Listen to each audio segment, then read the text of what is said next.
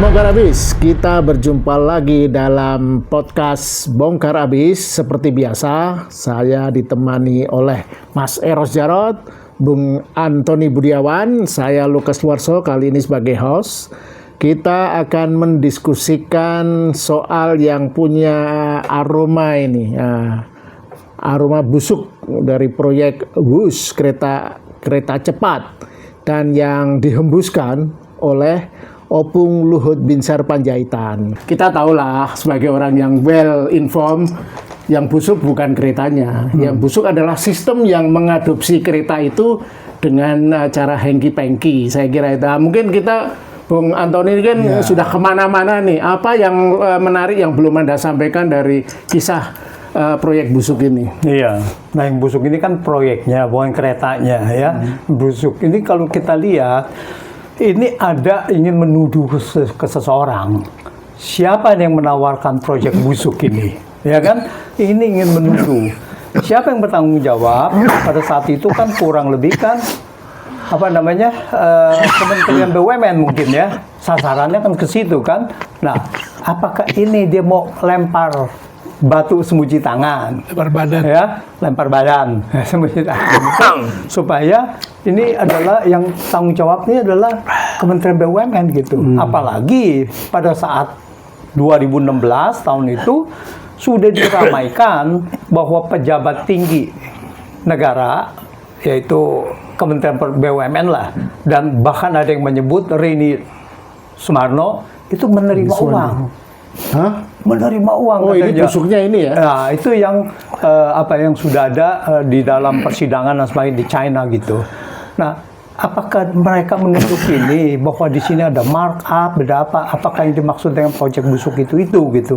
Nah, ini yang perlu klarifikasi bahwa terjadi indikasi ada markup dalam proyek itu jelas ya. Pasti ya. Karena proyek sejenis itu di China itu cuma nilainya investasinya antara 17 juta US dollar sampai 30 juta US dollar tergantung medannya kan. Di kita 52 juta US dollar. Medannya ke Jakarta Bandung itu kan sudah ada kereta api Parahyangan dan sebagainya, itu medannya biasa-biasa saja gitu. Nah, ini markup ini yang perlu diselidiki. Yang kedua adalah dengan bunga yang begitu besar, 20 kali lipat yang ditawarkan oleh Jepang. Sehingga dengan bunga yang besar ini kita tidak bisa bayar. Bukan masalah proyeknya, tapi yang masalah operasional ini kita nggak bisa bayar. Jadi kita harus utang juga untuk membayar bunganya saja gitu. Nah, saya rasa ini yang harus diselidiki secara total. Apakah Kementerian BUMN yang memang bertanggung jawab saat itu, atau memang ada orang yang di belakang itu yang menurut Agus Pambagio itu dibilang ini ide siapa nih Pak Jokowi waktu itu Pak Jokowi? Saya sendiri gitu kan. Nah, coba gimana? Kawannya Mas Eros itu Menteri BUMN-nya saat itu. Enggak, dengar ya. Waktu itu saya memang ada tugas orang untuk minta supaya Pak Jokowi nganteri nih, ya, sama Andi Widayanto. Lalu karena saya alasannya apa ini itu kan, saya nggak menerima gitu aja, saya datang ke Rini. Rin, kamu harus terbuka sama saya bilang gitu ya. Sebetulnya nih bus ini idenya siapa sih gitu kan? Nah, ini bisa dicek sama Rini ya. Rini bilang saya, Mas Eros, saya itu waktu itu ke Cina sama Pak Jokowi, dibawa ke mungkin pabrik kereta bus itu ya. Dia lihat mungkin karena dia kagum tercengang gitu, dia bilang ke saya, Rin, pokoknya harus ada satu di Indonesia ini. Itu kaget dia bilang, wah. Lalu ditanya sama Rini yang mana, di mana yang jangan treknya jangan panjang-panjang, yang dekat aja. Itu Bandung. Lalu si Rini kalau nggak salah dia bilang, kan sudah padat Pak, kan? Nah, pokoknya satu ini harus ada. Gimana? Jadi kalau lihat dari pembicaranya Rini ya, yaitu idenya dari Pak Jokowi. Jadi kalau saya tidak percaya sama saya omongnya, ya tanya aja Rini, ya kan? Saya bertanya langsung ke dia loh ya, dan itu jawabannya. Nah, apakah dalam ini Luhut mau cuci tangan, mungkin Rini juga mau cuci tangan, tapi waktu itu buat apa Rini cuci tangan? Belum mulai. Orang belum mulai, gitu. Jadi jangan jelas bukan cuci tangan dia, karena memang dia menyatakan apa sesungguhnya. Menceritakan. Jadi dia bilang, karena waktu itu kita udah kok yang bener apa sih? Gitu. Kok diganti-ganti begini gitu loh. Ngapain? Karena kita kan waktu itu menyusul double track, double apa tuh? Yang Surabaya, Surabaya, Jakarta. Kok malah kasih yang kayak gini yang sudah padat? Karena biasanya waktu saya bilang kemarin itu kan nanti membunuh perekonomian orang yang di wilayah situ, gitu kan? Wah, tapi ya dia bilang kasarnya ini kan saya ini disuruh sama Pak Jokowi. Jadi ya idenya itu bukan dari dia bilang gitu. Kira gitu deh. Jadi kalau mau tanya saya bertanggung jawab, ya yang nyuruh lah gitu kan. Dan itu udah diakui dengan statement dari Pak Agus.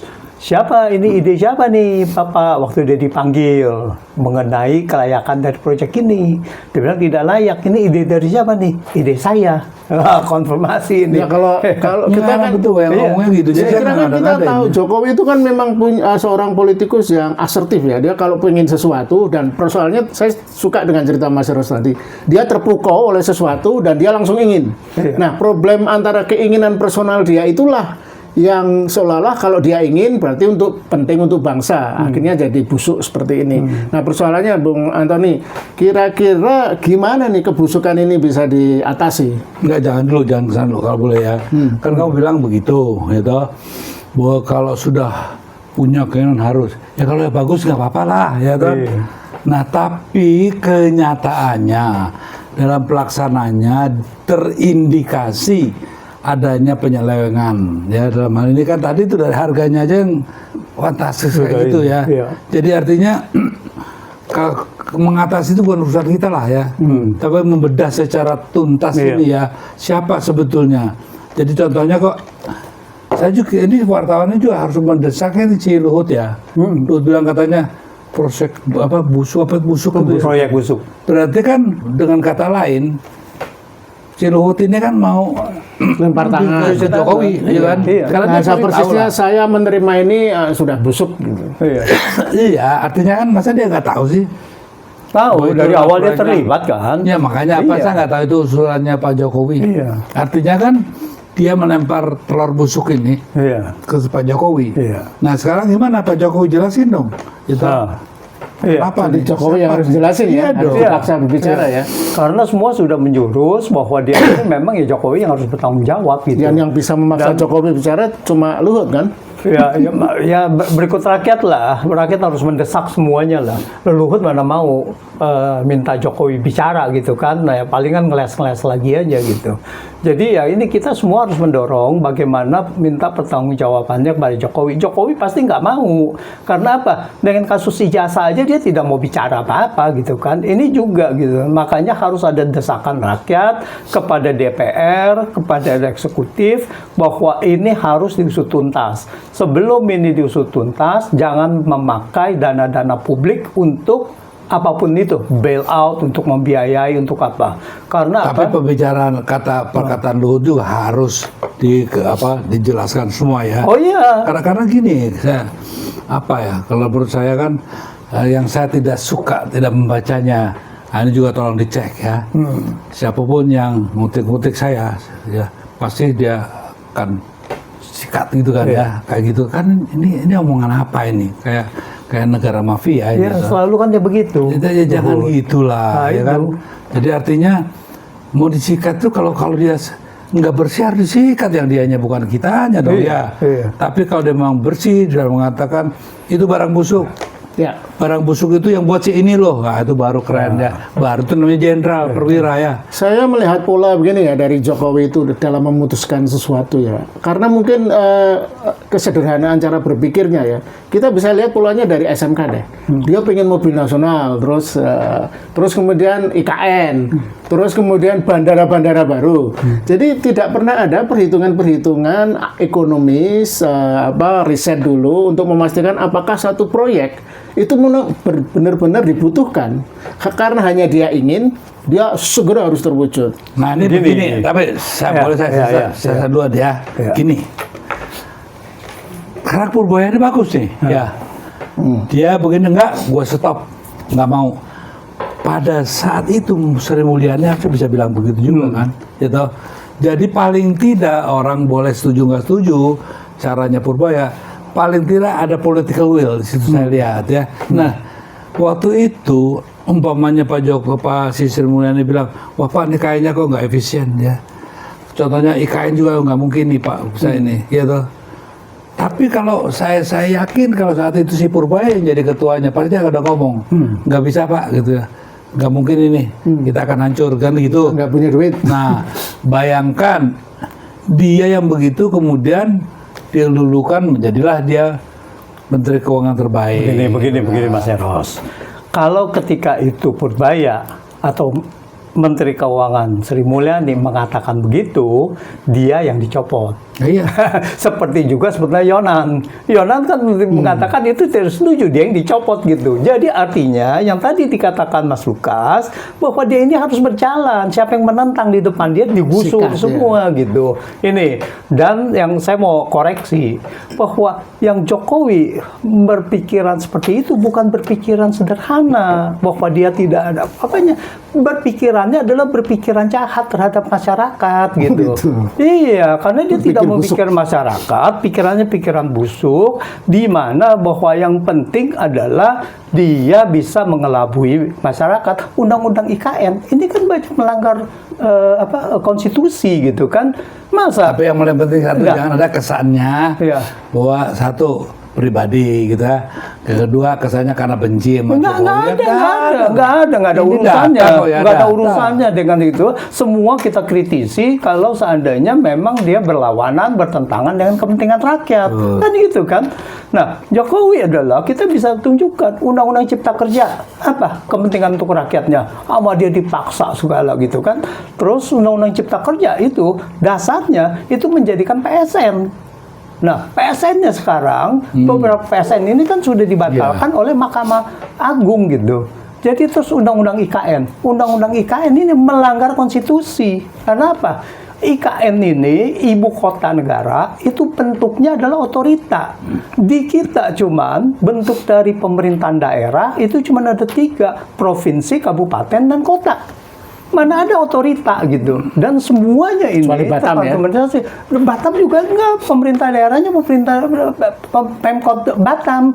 Bahwa ada otorita adalah dia administratif, tetapi pembayaran pajak PBB dan sebagainya itu ke Pemda, dia menguasai gitu. Jadi di Batam itu ada 2, ada Pemda, Pemkot ya, dan ada yang namanya otorita. Otorita itu tidak berkuasa mengenai daerah gitu. Dia cuma administratif saja untuk itu. Mas Eros, nah, itu ada lagi. Ya, kita kembali ke opung nih. Kan ini yang meledakkan bau busuk ini kan opung. Ya. Nah, menurut Mas Eros apa sebagai loyalis Jokowi, dan bukan hanya loyalis, dia itu kan power brokernya menurut saya. Kemudian apapun yang diinginkan Jokowi, dia yang akan mencoba melaksanakan. Biasanya dia di paling depan apa saja. Nah, kok gimana itu? Apa? Ya, juga saya juga aneh. Yang bisa menjawab ini kan ya Pak LBP sendiri ya. Tapi yang saya justru lihat ini ya, memang dia berkata begitu aja jelas, dengan kata lain, itu bukan gue ya. Yang bikin busuk ini gue tahu orangnya nih, namanya Jokowi, dia nggak ngomong. Ya, tapi kalau dalam analisa politik kan begitu, ya kan. Jadi memang ini satu hal yang harus ada kejelasan lah ya. Jadi dia mencoba ngeles gitu ya, berdalih ya. Ya nggak tahu apa, tapi jangan langsung dia bikin pernyataan yang berani apa ngutik-ngutik dia kasarnya ya, pasti hancur kan itu.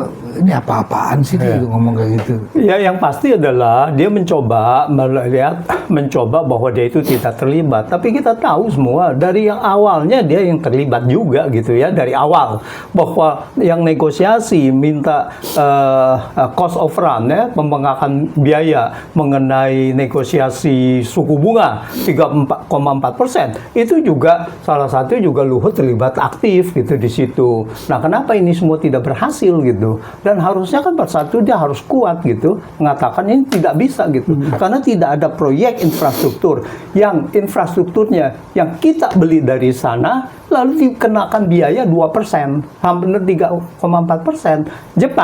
Jepang itu kita membeli atau mereka membuatkan proyek misalkan geothermal. Ya, itu besar sekali juga. Itu juga cuma berapa? 0,1% juga. Ya. Lalu MRT. Sekarang kita sampai ke tahap 2, tahap 1, tahap 2. Dengan bunga 0,1%. Dengan bunga 0,1%, ini kita bisa membiayai operasional gitu. Dengan 2%, bayangkan. Nih ya, bunga 0,1%. 0,1% itu cuman per tahun ya. Kalau 4,5 miliar US dollar, 75% dari proyek itu adalah utang, dia cuma 4,5 juta US dollar, bunganya cuma 75 miliar. Yang China sekarang 2 triliun. Bayangkan 75 miliar versus 2 triliun gitu kan. 2.000 miliar. Ya. Bayangkan berapa kali lipat gitu. Ini yang membuat proyek ini mati gitu. Ini dimatikan dengan suku bunga tadi. Kalau saya kan dulu bilang pembuktian terbalik. Bikinlah Pak Presiden ini Perpu ya. Iya. Perpu bisa menghidupkan lagi itu kan ya. Perampasan aset. Kenapa? Pembuktian terbalik. Contohnya gini, daripada ini katanya banyak kemana yang nggak tahu, periksa aja kayak pejabat itu, kayak Opung ya, periksa aja, gitu kan. Dari mana lo punya kekayaan sekian? Kan boleh ditanyakan dong.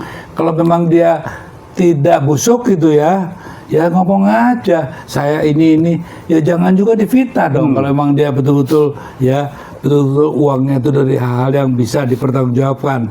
Tapi karena kita tidak tahu nih ya, semuanya saling lempar gitu kan. Contohnya seorang anak kecil punya uang sekian triliun, kan aneh. Sejak kapan ya kita aja yang penting tulang segala 1 miliar dia susah ya. Nah, ini jadi kan kalau ada Perpu yang undang-undang pembuktian terbalik dijalankan ya, nggak usah perampasan aset ya, kalau pada pusing-pusing dulu pembuktian terbalik aja, termasuk contohnya para anggota legislator juga yang tiba-tiba jadi pada kayak begini gitu. Nah, itu pun harus dijelaskan. Jadi kejaksaan nggak usah bingung-bingung. Dia harus menjelaskan pada jaksa kan, kayak gitu loh. Di dalam kondisi ini, di dalam 10 tahun yang terakhir ini di Jokowi, bukan undang-undang pembuktian terbalik itu yang dilakukan, bahkan diberikan pengampunan atas uang yang tidak tahu dari mana asalnya. Tax amnesty. Asal dikembalikan gitu. Tax amnesty. Tax amnesty 2015. Lalu kemudian 5 tahun kemudian dibikin lagi tahun 2022. Sekarang ini mau diajukan lagi. Tapi untung pemerintahan Prabowo melalui Purbaya tidak setuju ada tax amnesty lagi. Maunya Purbaya ini kalau menurut saya, oke lah kalian ada tuh profesor siapa itu ya, temanmu juga itu. Yang dari dia pernah di Danraksa juga setahu saya gitu. Oke, nyerang gitu. Tapi kita lihat dulu dong ya. Bahwasanya kita juga bersyukur juga ada paling tidak ada political will-nya, bahwasanya apa yang dilakukan itu tidak didukung oleh infrastruktur ya, apa dalam segala bidang. Nah, itu lain soal. Yang penting keberpihakannya, ya kan, bahwa ada kekurangan kita kasih tahu, diterima atau tidak diterima ya terserah kan gitu kan. Jadi semuanya dikritik. Jadi maunya apa sih nih gitu ya kan? Orang Purbaya begitu dikritik, jadi maunya apa gitu kan? Nanti Purbaya bagian terakhir Mas. Saya masih tertarik ini Opung kita ini. Saya ingat sebagai orang media, saya ingat persis kok. Waktu tiba-tiba biaya pembangunan kereta cepat itu naik terus, utang harus ditambah gitu kan. Opung Luhut dengan gaya bicara militernya ya udahlah itu bisa kita bereskan, itu media jangan membesar-besarkan. Nah, sekarang tidak konsekuensian, dianggap busuk. Kenapa dulu dia menyepelekan itu, kritikan media dan publik? Ya, itu begini. Kalau kita lihat adalah memang tipe dari pemerintahan Jokowi dengan duet dengan Luhut adalah begitu. Selalu menyepelekan hal-hal yang dikritik oleh masyarakat, meskipun kritik itu sangat valid sekali, tapi mereka denial lah. Ya, jadi bukan hanya itu aja, jadi semua kayak IKN aja, apa? Undang-undang IKN kan sama aja. Berapa uang yang udah masuk ke situ? Ya, hampir 100 triliun gitu. Tapi apa hasilnya? Ya, yang tidak mungkin bisa diteruskan lagi gitu.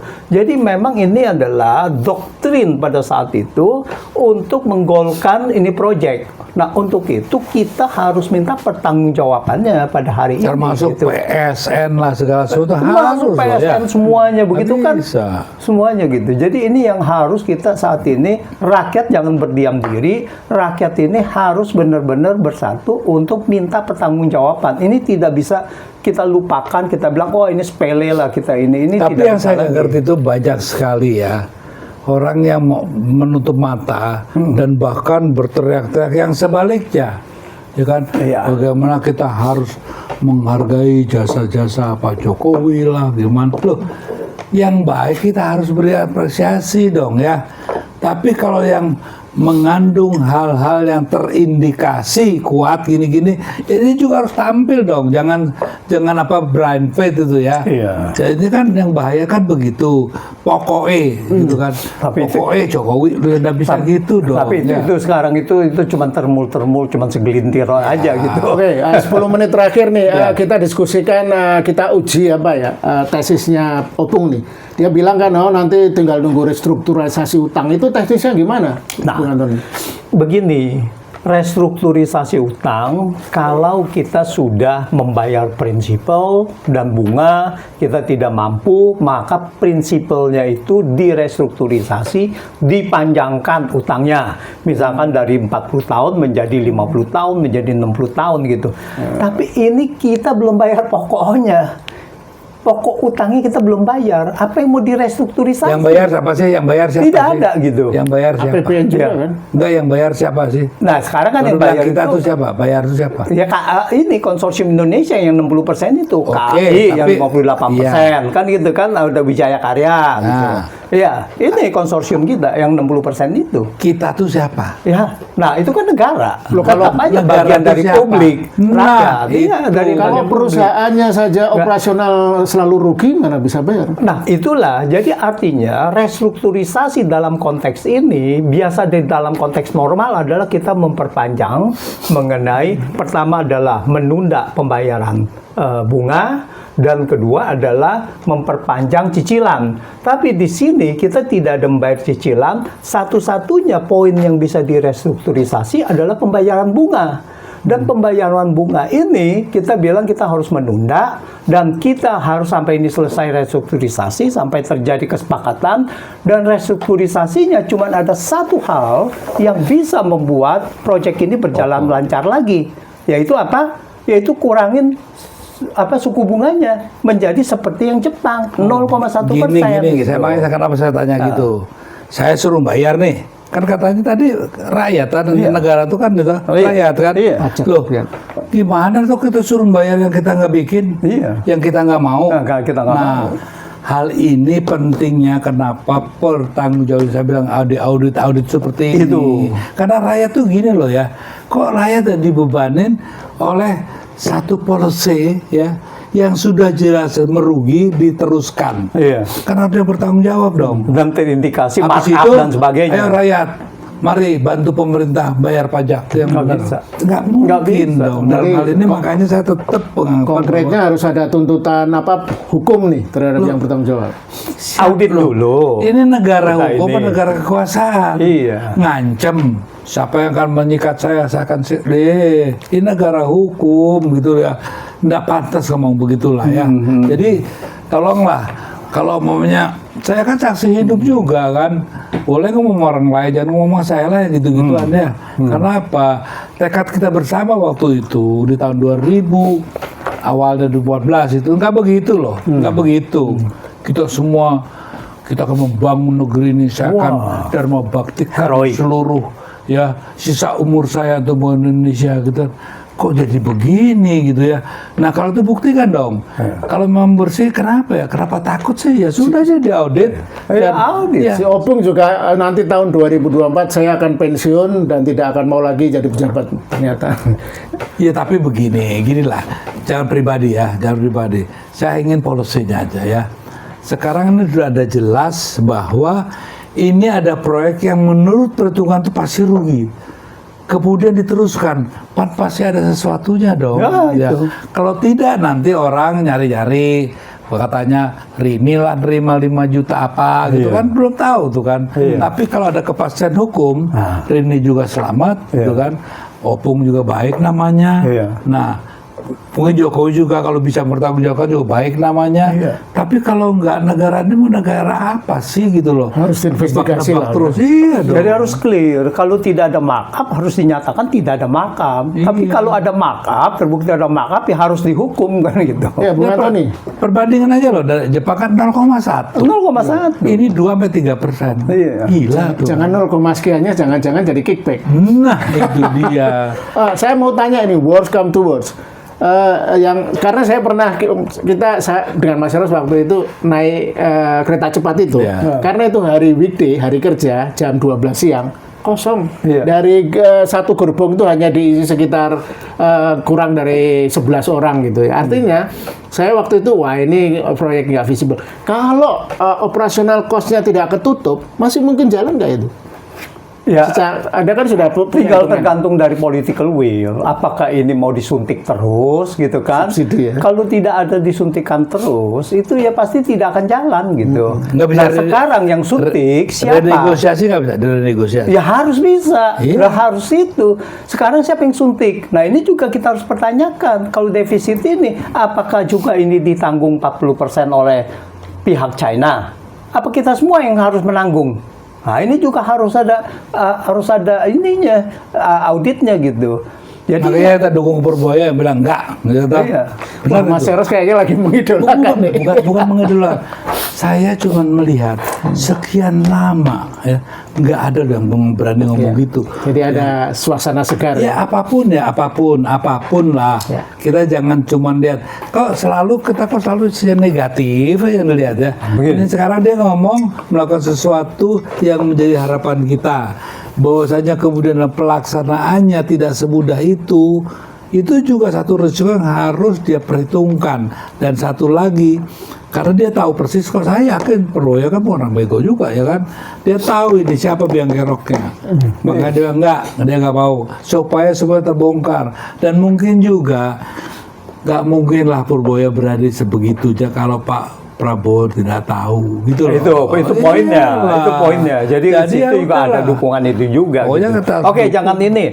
Nah, sekarang gini, ada beberapa menteri juga yang sebetulnya juga menolak, tapi kan tidak vokal seperti Purbaya. Misalnya Yonan, ya. Kita bilang dia juga menolak, dia bicara begitu, tapi tidak sevokal seperti itu. Dan pada saat itu karena Presiden Jokowi, maka dia terpental gitu kan. Nah, sekarang Presidennya Prabowo, kemungkinan dia masih aman-aman aja, bahkan banyak dukungannya ya karena mungkin ya memang didukung juga oleh Prabowo yang memang tidak mau, ngapain saya mesti bayar ini juga. Cuman nggak enak aja sama friend yang di Solo ya ini pertanyaan terakhir nih untuk Bang Antoni dan Mas Eros. Jadi gini, kalau saya melihat simptom politik ini ke leadership kita ini di era Jokowi itu memang busuk ya. Dalam arti ini tidak tahu diri bahwa kita itu secara penghasilan GDP atau GNP itu kan negara menengah ke bawah. Ini kita itu mampunya beli Daihatsu, tetapi sok-sokan beli Ferrari kan, kereta cepat tuh dengan kredit ngutang dan sebagainya. Dan itu kan bukan hanya kereta cepat yang seperti itu. Banyak proyek-proyek lain. 4 bandara dibangun tapi nggak kepake. Nah, yang lebih parah lagi nanti IKN ini gimana nasibnya. Nah, kira-kira bagaimana nih lesson learn agar Prabowo tidak melanjutkan kegirangan sok itu gagah-gagahan buat proyek tapi kita nggak punya cukup. Saya dulu nanti belakangan dia. Silakan. Gini, supaya itu bisa kita biayain dengan kekayaan negeri kita. Kekayaan alam ya. Iya. Tapi sekarang kekayaan itu kan milik orang per orang. Dikuasai. Sudah berkali-kali saya bilang ya waktu zaman Pak Mega juga masih ingat ya, di mana saya sama Hartoyo kita yang namanya forward trading di istilah dia, ya kan? Kita bisa kok bangunin semua, kita punya nikel, kita punya batu barang kaya gitu ya. Tapi sekarang negara bukan punya negara, bukan. Sekarang ini punya si ini, si itu gitu kan ya. Punya oligarki. Iya, jadi kan negara ini digadai karena mereka ini yang sebenarnya jauh lebih penting dipertanyakan kepada Pak Jokowi. Apa alasan Anda tuh memberikan kekayaan negara pada orang-orang ini yang integritasnya harus dipertanyakan dulu, ya kan? Yang namanya pemahaman tentang membangun negara harusnya gimana dipertanyakan dulu gitu kan. Nah, sorry ya, saya juga terlibat loh ikut memberhentikan menumbangkan Orde Baru Pak Harto ya. Paling enggak dulu BUMN itu masih kontrol loh ya by government. Ya. Sekarang kita kontrol Biden. Iya, dikontrol ya, oleh oleh. Nah, ini orang ekonomi. Iya. Jadi menyambung sedikit mengenai, kita ambil aja satu batu bara. Saya menghitung dalam 10-20 tahun terakhir dari 2004 sampai dengan itu waktu masih 2019 lah. Berarti sekitar 15 tahun. Itu ekspor batu bara itu totalnya hampir 250 miliar US dollar. Bayangkan 250 miliar US dollar itu berarti 3.000 triliun. Ya, kalau dengan kurs rata-rata 1.200 saja. 12.000 aja gitu. Itu kebanyakan mungkin 90% adalah swasta.